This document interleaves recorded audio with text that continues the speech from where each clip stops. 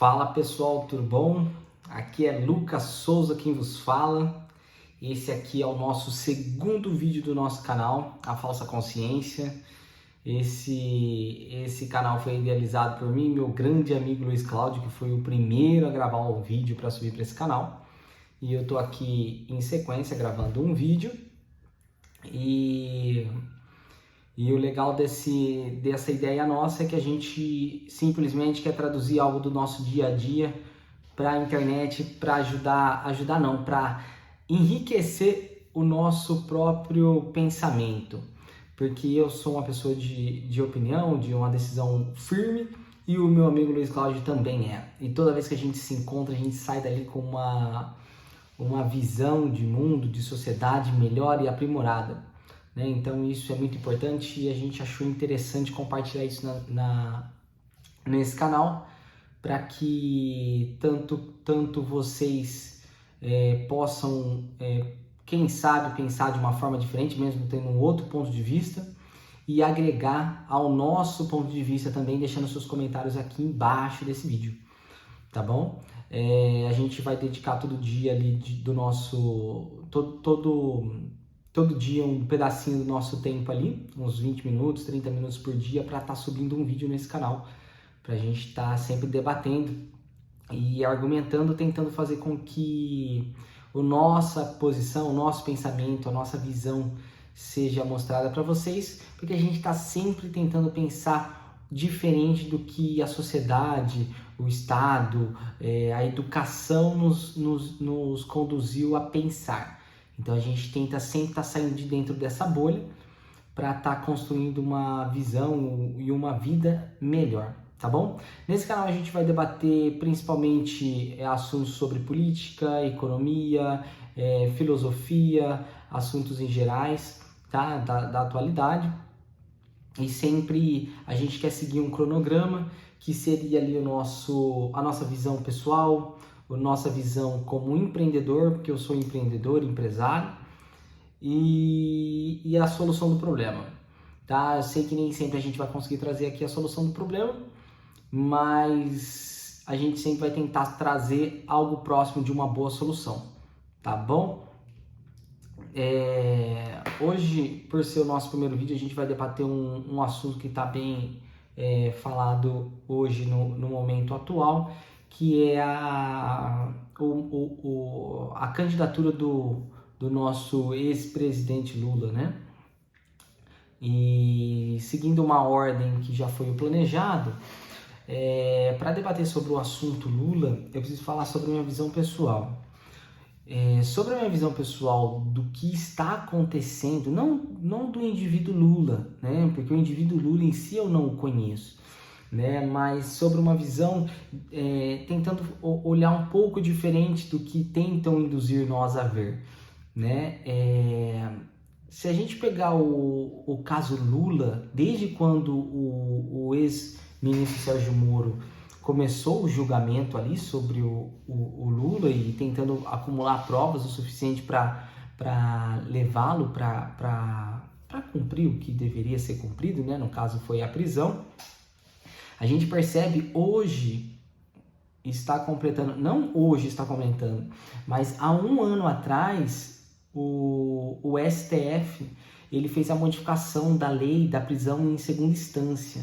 Se vocês se recordam, há um ano atrás o STF já tinha começado a flexibilizar esse passe livre do Lula, né? Então eu acredito que ele é sim uma pessoa que ficou por muito tempo no poder e ele tem sim poder de influência sobre as pessoas, sobre os cargos, sobre os ministros, que a maior parte dos ministros foi escolhido por ele, né? Então existe ali uma reciprocidade, um desejo de retorno. E então eu acredito que o Lula ele tem total influência sobre o STF, e tanto que há um ano atrás, mesmo ele estando preso naquele momento, o STF já começou a fazer movimentações para que facilitasse uma possível libertação ali do nosso ex-presidente Lula. Então, nesse ponto de vista meu como pessoa e cidadão, eu não acredito na política em si, do jeito que ela acontece hoje. Eu acredito que a nossa máquina pública ela é enorme, e por muito tempo tudo que aconteceu na política era visto só por quem tinha interesses dentro da política. Hoje, devido à internet, você consegue ver que é de fácil acesso a informação sobre política, né? Nós decidimos há 2, 3, 4, 5 dias atrás começar a dar a nossa posição, o nosso posicionamento sobre temas, e hoje já estamos aqui na internet, né? Hoje já estamos aqui dentro do YouTube, você já pode ver esse vídeo, comentar e fazer formar a sua ideia. No momento Lula, não era essa informação, ela não era dissipada de forma simples, né? Então, se você pega o nosso modelo político nos anos 90, nos anos 70, só sabia sobre política quem tinha interesses por trás.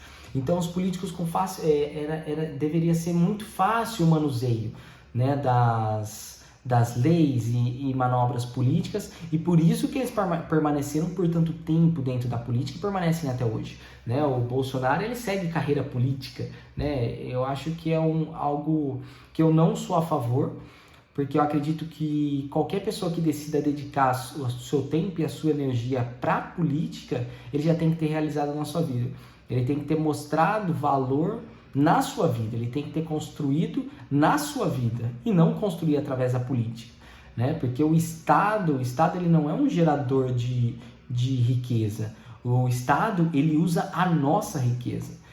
Nós, cidadãos, nós, pessoas que geramos riqueza e pagamos os impostos, que são impostos pelo Estado para serem pagos, né? Querendo ou não, temos que pagar nossos impostos, e o Estado faz o que ele bem entender com esse recurso.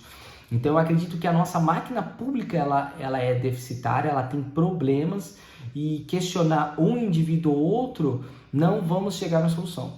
Então, questionar o STF, ou questionar o ex-presidente, ou questionar esse presidente atual, eu acredito que a gente não vai conseguir chegar numa solução, né? Porque, infelizmente, o modelo político em qual hoje vivemos, ele é deficitário, porque as pessoas, os políticos que ali estão, seguem carreira política, e não é assim que deveria ser, né? Eu sou muito a favor. Por um tempo eu acreditei que o mandato de 4 anos era muito pouco para um presidente fazer algo, mas hoje eu pendo muito para o lado de um mandato único, né? Porque assim a gente consegue. O Bolsonaro, desde o primeiro ano dele de política, ele já está, todos, né? Não ele, porque eu não conheço o indivíduo em si, mas todos falam da sua reeleição, da sua dele ir de novo a campanha.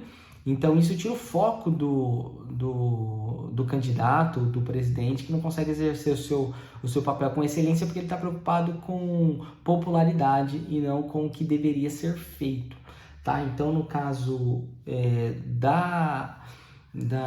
do STF ter derrubado todos os processos que o ex-ministro Sérgio Moro fez sobre o Lula, eu acredito que realmente eles estão fazendo a manobra que eles sempre fizeram, e há um ano atrás, quando eles já derrubaram a prisão em segunda instância, que o Lula conseguiu sair da cadeia, eles já estavam brincando com a sociedade. Mas eu não acredito que eles estavam brigando com a sociedade, é simplesmente o modelo político que eles sempre fizeram e sempre tiveram. Hoje nós temos acesso à internet, acesso à tecnologia, então a gente consegue ter acesso à informação rápida. Então eles só continuam fazendo o que eles sempre fizeram, só que hoje a gente está olhando e acompanhando e cada vez ficando indignado. Então eu acredito que nós, a massa, os grandes fiscais do Estado devem sim ter a iniciativa um dia de questionar e questionar e questionar. Desde quando a gente faz o nosso voto, a nossa obrigação é fiscalizar aquele indivíduo que a gente colocou para trabalhar no Estado com o nosso dinheiro, tá? Então, o governo do jeito que ele eu acredito que ele sempre foi, nós só não conseguimos ver o que eles faziam, né? E hoje a gente está vendo e a gente está indignado com as atitudes tomadas, tá? A visão empreendedora, essa visão que eu dei foi a visão pessoal, o que eu acredito, tá? Sobre esses processos do Lula terem sido derrubados e ele se tornado agora elegível para a presidência novamente ou qualquer outro cargo político. Na minha visão empreendedora, eu acredito que isso na visão empreendedora, porque existem duas visões de empreendedorismo. Existe a visão do empreendedor local, que é os microempreendedores, aquele cara que empreende dentro do seu município, e tem também a visão dos empreendedores internacionais, que esse dinheiro internacional, aparentemente a gente não vê ele, né? O pequeno local, ele empreende, ele faz o que ele tem que fazer, e toda vez que a gente fala sobre os investidores estrangeiros, o local ele acaba não entendendo, porque ele não vê esse dinheiro entrar dentro do país, né? Só que sim, o dinheiro que vem de outros países que é injetado dentro do nosso país, ele é de suma importância, né? Ele é investido em ações de grandes instituições, é investido em startups que estão em seu desenvolvimento, é investido em títulos públicos do nosso país, gerando mais caixa para o nosso país, movimentar a economia, construir rodovias, pistas, aeroportos, o que ele quiser, né? Ou até atos ilícitos, mas esse dinheiro que vem de fora do país, por ele vir em outras moedas, ele acaba, dependendo das moedas que vêm para o nosso país, ele acaba vindo com mais força, né? Então, exemplo, um investidor americano que decide colocar 10 bilhões de dólares no Brasil, isso transferido hoje para real é quase 50, 60 bilhões de reais, né? Então isso é muita grana e isso tem o poder de fazer a nossa roda da economia girar. Então, na visão do empreendedor, do empresário estrangeiro, isso passa uma falta de confiança no nosso modelo político, né? No nosso modelo econômico, no nosso modelo de prevenção, né? sobre as nossas leis. Passa uma estabilidade política, né? Sobre as leis e normas, porque elas podem mudar a todo tempo. E existe a frase que o Brasil é um país imprevisível, né? Que tudo pode mudar a qualquer momento, né? Então isso, para o empresário que decide trazer esse dinheiro para dentro do país, ele acaba optando em não trazer, ele procura, como ele está migrando a moeda dele para um outro país, ele não precisa trazer para o Brasil, né? Ele pode levar para qualquer outro país do mundo, né? Porque simplesmente ele fazer uma transação, uma transferência bancária, escolher os ativos que ele decide investir e colocar esse dinheiro em um outro país. Não tem necessidade de correr risco. O empresário, o investidor institucional, um investidor grande, ele não corre risco desnecessário. Então é por isso que ele consegue construir as fortunas que construiu, né? Então, na visão desse empresário, o nosso país mostrou instabilidade política e isso não traz confiança para os investidores, tá? Então a gente pode sim, quem sabe, ver uma fuga do capital alocado interno, mas essa é uma visão que a gente pode colocar como uma visão imaginária, né? Porque isso até então não aconteceu, né? Quando surgiu sim as eleições entre Bolsonaro e Haddad, que eles estavam ali um concorrendo contra o outro e houve a possibilidade de Haddad ganhar, houve uma fuga muito grande de capital dentro do país, né? Os estrangeiros tiravam 10 bi por dia da nossa bolsa brasileira, né? Então isso gera sim uma estabilidade econômica dentro do país. Mas só que nesse momento onde foi anunciado a possibilidade de uma reeleição do nosso ex-presidente Lula, não foi isso que aconteceu. As nossas bolsas continuam batendo recordes históricos, né? Ela está praticamente na sua máxima histórica Então, o mercado de ações, ele tende a se antecipar nas suas decisões. Ele não toma decisões em cima da hora, ele tende a se antecipar. Então, se o Lula ele tem realmente possibilidade de se tornar presidente novamente, ele é reelegível, elegível, né? Ele é elegível, a Bolsa de Valores deveria reagir nela e de forma negativa. Ela deveria começar a cair, ter uma tendência de baixa, mas não foi isso que aconteceu. Então, eu acredito que pode ser que o investidor estrangeiro ele não esteja com medo do presidente Lula, né? Porque se a gente olhar no passado, pode ser que o momento Lula foi bom para eles, né? Foi bom para o país, né? Foi bom para alguém. Então isso não, então pode ser que se o Lula se reeleger, as bolsas podem sim ter uma realização, mas pode ser que elas voltem a subir em coisa de semanas, porque o nosso presidente hoje atual ele não é bem visto pelo mundo, né? Então uma outra pessoa que com a bagagem que o Lula tem pode ser que seja bem vista pelos investidores estrangeiros. Não estou falando que essa é a minha visão e nem a minha posição. Eu só estou transferindo para vocês a percepção de mercado, de empreendedor. E já transferindo para o empreendedor local, que é o meu caso, empreendo regionalmente dentro aqui da minha região, eu estou pouco me lixando para o que está acontecendo no cenário político. Porque quanto mais instabilidade política tem, mais eu consigo ganhar dinheiro. E não só eu, e sim todos os empresários e empreendedores que conseguem diversificar ali seus investimentos de empresas e inovar dentro do seu setor, né? Porque não é algo favorável para a sociedade, porque sim, há empresas fechando, mas se você consegue elaborar bons planos, você consegue sair muito bem de crises, né? Dizem que nas crises o dinheiro não some, né? Ele só troca de mão. Então, depois dessa crise, a maior crise sanitária e econômica que o nosso país está vendo, surgirá os novos milionários, né? Porque o dinheiro não sumiu, ele só trocou de mão. Então, essas pessoas que tiveram a habilidade de empreender nesse cenário, elas vão sair milionárias desse momento ruim, tá? Então, na visão empreendedora, para um negócio local, estamos vivendo uma oportunidade onde a gente deve não reclamar, não olhar para a economia e sim para dentro do nosso negócio e empreender, tá? Solução do problema. A solução que eu vejo para o problema, como eu já disse no começo do vídeo, não acredito que conseguirei dar as melhores soluções, mas vou sempre explanar soluções que eu acredito serem as melhores. Espero que todos vocês comentem aqui embaixo do vídeo e tragam o seu ponto de vista, tá? Aprimorado ou não, porque vai ser muito importante para a gente elevar o nível do diálogo dentro desse canal, tá? Então a minha visão para resolver esse problema político, a nossa máquina pública está enorme,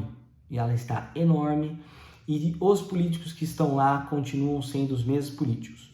Então a gente precisa sim de uma reformulação dentro do Congresso, a gente precisa de uma reformulação do STF, mas infelizmente o STF tem esse privilégio imenso, né, de que um ministro ele entra pro STF e ele só sai de lá aposentado, né? Não existe troca, não existe turno, não existe mérito, não existe nada, né? Ele foi indicado, ele aceitou e ele vai permanecer lá para quase todo sempre, né? Ele só sai na sua aposentadoria e isso vai lá para 70, 75, 72 anos, não sei informar a idade correta, mas eles permanecem lá por muitos anos, né? Então eles são sim, e nenhum dos outros dois poderes tem essa característica de assumir o poder e permanecer no poder, né? Então isso do STF eu acredito que seria muito importante a gente conseguir fazer essa mudança, para que fosse por méritos, que fosse por votação, quem sabe, ou por por escala ali no poder jurídico, que seria dos juízes, os juízes mais bem colocados como pessoa pública dentro do país, né? Alguma estratégia para que a gente mudasse a forma como a está, porque realmente eles podem mandar prender, podem mandar soltar, podem mudar a lei, e eu acredito que quanto mais tempo eles permanecem no poder, mais vínculos eles criam com outras pessoas, e isso faz mal para o país, tá? E na minha visão de solução de problema, a gente precisa colocar pessoas diferentes dentro desse nosso governo, pessoas jovens. O problema é que o jovem, essas novas pessoas que vêm para fazer diferença no mundo, né, aqui no lugar onde nós vivemos, elas não querem dedicar energia para a política, porque a política é algo que faz mal, né? As pessoas acompanham por muito tempo político, o cara ele fica meio que triste, desmotivado, né? Porque realmente toda vez a gente vê a mesma coisa, toda vez a gente não vê solução, toda vez a gente vê coisas que entristecem nós, né? Então eu acredito que a gente precisa sim conseguir novos líderes, novas pessoas, figuras públicas que consigam influenciar e mostrar uma nova visão de país. E aí sim, essas pessoas estando dentro do Congresso, estando dentro do meio político, como presidente ou como vereadores, prefeitos, mas essa nova geração, essa nova leva de pessoas jovens que querem fazer uma diferença no mundo onde nós vivemos, né, e deixar um legado, essas pessoas sim teriam a capacidade de reduzir cargos, reduzir salários, porque a nossa máquina ela é muito cara, a gente gasta mais do que arrecada, e é por isso que os impostos não param de aumentar. Então acredito sim que a gente precisa ser muito cautelosos com o nosso voto, votar com sabedoria, colocar pessoas ali que tenham uma vida pública ativa, né, que não sejam de difícil acesso, e mudar as pessoas que estão lá. E aí sim, quando essas pessoas estiverem lá e eles derem voz a nós, pessoas físicas, né, pessoas comuns, eles começam a fazer essas reduções de cargos, reduções do número de deputados, mandato único, sem reeleição, e aí a gente reduz essa máquina, porque a gente, como sociedade, vamos evoluindo e avançando, e nós cada vez precisaremos menos do Estado e não mais Estado. Então acredito que a gente tem que exigir menos Estado e não mais Estado. Onde o Estado põe o dedo, ele não traz boas soluções, na maior parte das vezes são soluções ruins para o todo. Tá bom? Então eu vou encerrando esse vídeo aqui do nosso canal. Espero que ele não tenha ficado... Ele ficou assim, né? Ele ficou bem longo, mas eu gosto de vídeos longos, então as pessoas que gostam de vídeos mais longos vão gostar de acompanhar comigo, e os que não gostam, não deixa de clicar aqui no nosso canal e ver o vídeo do Luiz, que o vídeo do Luiz também ficou muito bom, ficou bem mais curtinho. Então acredito que essas pessoas que gostam de vídeos mais curtos vão se dar bem com o perfil do Luiz ali também, tá bom? Então foi muito bom falar com vocês. Não deixa de deixar o comentário de vocês aqui embaixo, traga a percepção, traga o argumento, traga o texto para a gente ler e aprimorar a nossa visão de mundo e sociedade, tá bom? Espero que todos tenham saído daqui com uma visão melhor do que aqui quando começamos esse diálogo, tá bom? Abraço e até mais.